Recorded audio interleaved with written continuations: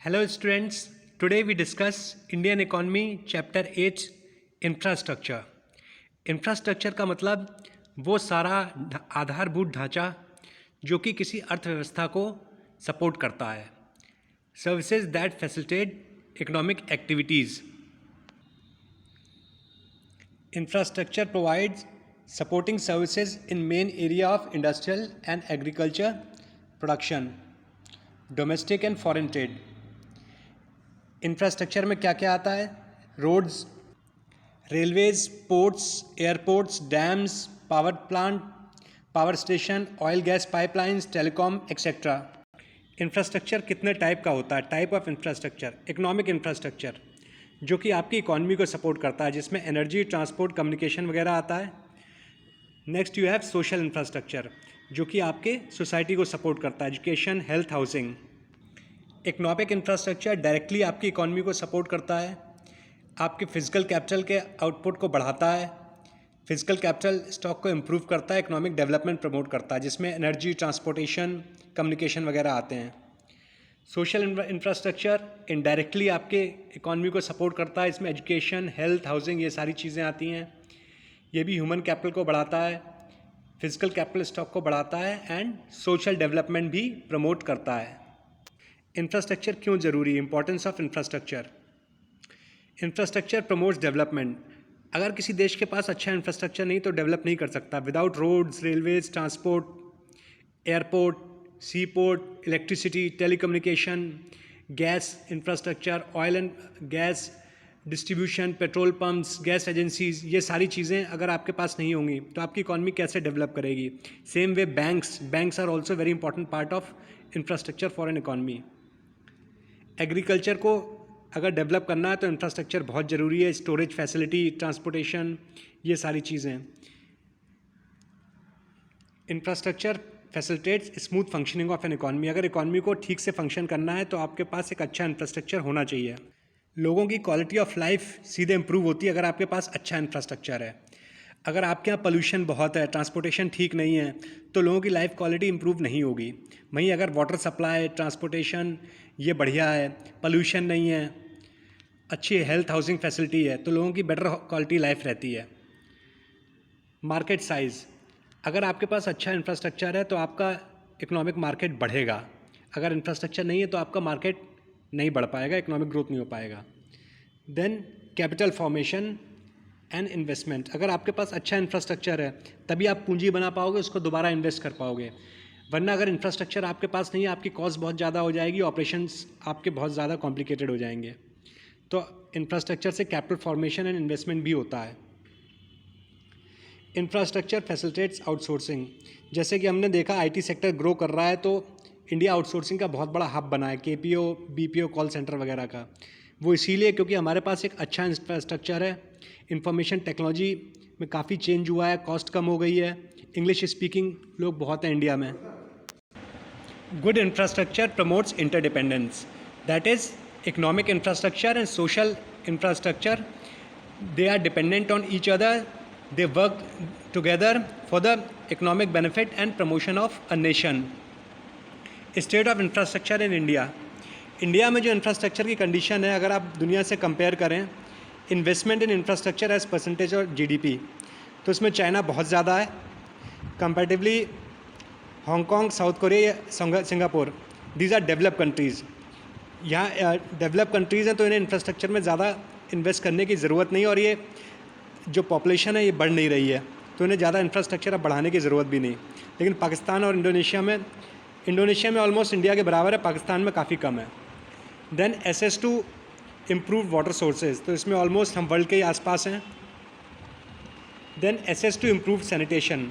यहाँ पे इंडिया करीब 40% था, लेकिन अब ऑलमोस्ट 80 to 90% हो चुका है.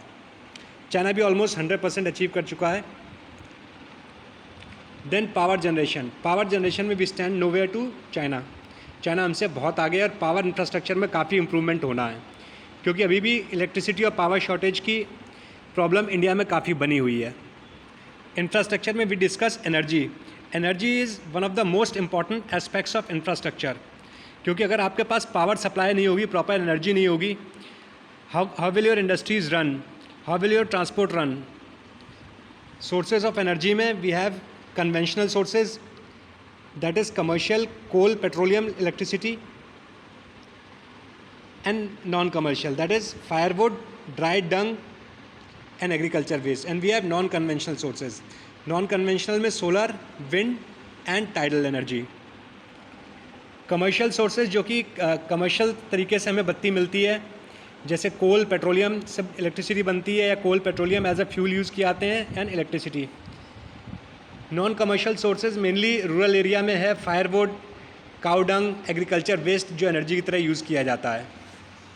कन्वेंशनल सोर्सेज में जो हम काफ़ी टाइम से यूज़ करते आए हैं और ये एनवायरनमेंट पे भी असर करते हैं.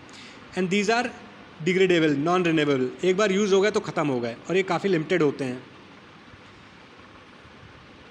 वहीं नॉन कन्वेंशनल ये रिन्यूएबल होते हैं, ये ख़त्म नहीं होते. विंड, सोलर, टाइडल, इनकी कॉस्ट ऑफ प्रोडक्शन भी काफ़ी कम होती है, एनवायरनमेंट फ्रेंडली भी होते हैं non conventional. Main conventional sources में आपका कोल है जो सबसे पुराना सोर्स ऑफ एनर्जी है, देन पेट्रोलियम एंड ऑयल जो ऑलमोस्ट 100 ईयर पहले डिस्कवर हुआ था, देन natural gas and electricity. Electricity hydro भी हो सकती है, पानी से बनने वाली, थर्मल जो कि कोल या गैस से बनती है, और न्यूक्लियर एनर्जी. इलेक्ट्रिसिटी की डिमांड इंडिया में काफ़ी तेज़ी से बढ़ रही है. देन नॉन कन्वेंशनल में सोलर एनर्जी, सौर ऊर्जा, गवर्नमेंट इस पर काफ़ी एम्फेसिस कर रही है क्योंकि ये नॉन पोल्यूटिंग होती है, उसके साथ साथ कॉस्ट ऑफ एनर्जी भी बहुत कम होती है. Wind energy again non conventional and environment friendly and very low cost of production. Bio energy that is bio waste, इसमें वेस्ट रिसाइकिल भी होती है, एनर्जी भी मिलती है. Then consumption pattern of energy in India. Commercial energy almost 74% है. Commercial energy में सबसे ज़्यादा कोल से बनती है 54%, then 32% natural gas, oil 32%, natural gas 10% and hydro 2%. Non commercial energy firewood, cow dung वगैरह से बनती है, ये almost 26% of total energy consumption है. इंडिया के कमर्शियल एनर्जी कंजम्पशन में कैसे चेंज आया? हाउस होल्ड 10% था 53-54 में, इंडस्ट्री 40% थी, ट्रांसपोर्ट 44% था, एग्रीकल्चर 1% था. जो कि आपका अगर आप देखें 2014-15 में हाउस होल्ड 23%, एग्रीकल्चर 1% से बढ़ के 18%, इंडस्ट्री 40 से 44% हो गया, ट्रांसपोर्ट 44 से केवल 2% एंड अदर्स 13% हो गए. इलेक्ट्रिसिटी या पावर, किसी भी इकॉनमी के लिए इलेक्ट्रिसिटी बहुत ज़रूरी है. हमारे कंट्री में ऑलमोस्ट 67% पावर थर्मल होती है, हाइड्रो 13% है, nuclear 2.1% and then renewable energy that is non conventional, solar, wind, biogas वगैरह, ये ऑलमोस्ट 17% है. इलेक्ट्रिसिटी जनरेट कैसे होती है? थर्मल सोर्सेज जो कि मैंने बताया आपको, गैस, पेट्रोलियम, कोल, हाइड्रो इलेक्ट्रिक जो कि बांध बना के पानी रोक के की जाती है, nuclear and atomic energy. Nuclear atomic energy में एक चीज़ देखनी होती है कि ये काफ़ी रिस्की भी है. हमने देखा फुकुशिमा में, जापान में, जब 2012 में ट्रेजेडी हुई थी, उसके बाद से जापान ने न्यूक्लियर प्लांट्स धीरे धीरे बंद करने शुरू कर दिए. पावर सेक्टर में क्या क्या चैलेंजेस हैं? हमारे यहाँ इनएफिशिएंसी है जनरेशन में, खासकर जो कोल से इलेक्ट्रिसिटी जनरेट की जाती है तो इसमें काफ़ी वेस्टेज होती है, हाईली इनएफिशिएंट होता है. कोल का ट्रांसपोर्टेशन, राख का ट्रांसपोर्टेशन, ये काफ़ी कॉस्टली होता है. Then poor performance of state electricity board, inefficiency in generation और electricity board they are bankrupt. इसमें चोरी है, इनएफिशिएंसी है, तो इलेक्ट्रिसिटी बोर्ड काफ़ी वीक हो गए हैं. उसका खामियाजा कंज्यूमर को भुगतना पड़ता है. बहुत से लोग जो बत्ती का बिल नहीं देते हैं, उन बत्ती चोरों की भरपाई के लिए जो ईमानदारी से देते हैं उन्हें महंगी बत्ती बेची जाती है. Lack of investment, power sector में गवर्नमेंट कंट्रोल है, ट्रांसपेरेंसी नहीं है, थेफ्ट है, इस वजह से इसमें ज़्यादा इन्वेस्टमेंट्स भी नहीं हो रहे हैं. पावर एक पॉलिटिकल इशू है क्योंकि अगर आप रेट बढ़ाते हैं तो पब्लिक अनरेस्ट बहुत हो जाएगा. रॉ मटेरियल की शॉर्टेज है क्योंकि हमें कोल, पेट्रोलियम, नेचुरल गैस काफ़ी इंपोर्ट करना पड़ता है. अब एनर्जी की प्रॉब्लम कैसे सॉल्व की जाए, how to solve energy crisis? हमें प्लांट्स बढ़ाने हैं एंड प्लांट लोड फैक्टर बढ़ाना है, वो ज़्यादा इंपॉर्टेंट है. प्लांट लोड फैक्टर मीन्स जो वेस्टेज होती है उसको रोकना है. इलेक्ट्रिसिटी की सप्लाई में एफिशिएंसी लानी है, बत्ती चोरी रोकनी है. ट्रांसमिशन एंड डिस्ट्रीब्यूशन में जो लॉस होता है उसको कट डाउन करना है। T&D लॉस इंडिया में बहुत ज़्यादा है। पावर सेक्टर में इन्वेस्टमेंट बढ़ाना है। प्राइवेट सेक्टर का इन्वेस्टमेंट तब बढ़ेगा जब ट्रांसपेरेंसी आएगी, एफिशिएंसी आएगी। रिन्यूएबल एनर्जी, सोलर, विंड, इसका हमें अपने टोटल एनर्जी में शेयर और ज़्यादा बढ़ाना है क्योंकि इसकी कॉस्ट ऑफ प्रोडक्शन कम है, एनवायरनमेंट फ्रेंडली है और इसमें आपको रॉ मटेरियल ट्रांसपोर्ट करना ही नहीं होता। देन स्टेट इलेक्ट्रिसिटी बोर्ड, इनकी परफॉर्मेंस इंप्रूव करनी है क्योंकि SEBs हमारे काफ़ी ज़्यादा फाइनेंशियली प्रॉब्लम में हैं। उसका एक रीज़न है पॉलिटिकल पार्टीज़ भी। देन हेल्थ इंफ्रास्ट्रक्चर, एक इकॉनमी या सोसाइटी के लिए बहुत ज़रूरी है लोग हेल्दी हों और कंट्री में अच्छा हेल्थ इंफ्रास्ट्रक्चर हो। इंडिया का हेल्थ इंफ्रास्ट्रक्चर इम्प्रूव तो कर रहा है, but then given very fast increase in population, almost 2 crore people are added to our population each year, which is the population of Australia. Australia की आबादी जितना हर साल हमारे यहाँ बढ़ता है, तो उसमें हमारा हेल्थ इंफ्रास्ट्रक्चर पीछे रह जाता है। इसमें आपका प्राइमरी हेल्थ केयर, जो कि mainly primary clinics rural area में, स्मॉल एरियाज़ में होते हैं। सेकेंडरी हेल्थ केयर, जिसमें एक्सरे फैसिलिटीज़ वगैरह और थोड़ा डायग्नोसिस की जांच की फैसिलिटी भी होती हैं। देन टर्शरी हेल्थ केयर, इसमें आपके सुपर स्पेशलिटी और बड़े हॉस्पिटल आते हैं जो बड़े शहरों में होते हैं। तो हेल्थ केयर की कंडीशन इंडिपेंडेंस के बाद काफ़ी ख़राब थी। मेनली पब्लिक हेल्थ इंफ्रास्ट्रक्चर था, उसको धीरे धीरे इम्प्रूव किया गया। हेल्थ केयर, एजुकेशन, ये 2 चीज़ें ऐसी हैं, इसमें ऑनेस्टी होनी चाहिए, पब्लिक सेक्टर में होना चाहिए, तभी गरीबों को सस्ती चिकित्सा, सस्ती शिक्षा मिलेगी। क्योंकि प्राइवेट हॉस्पिटल्स हमने देखा किस तरह से बिल बनाते हैं, किस तरह से लूट होती है।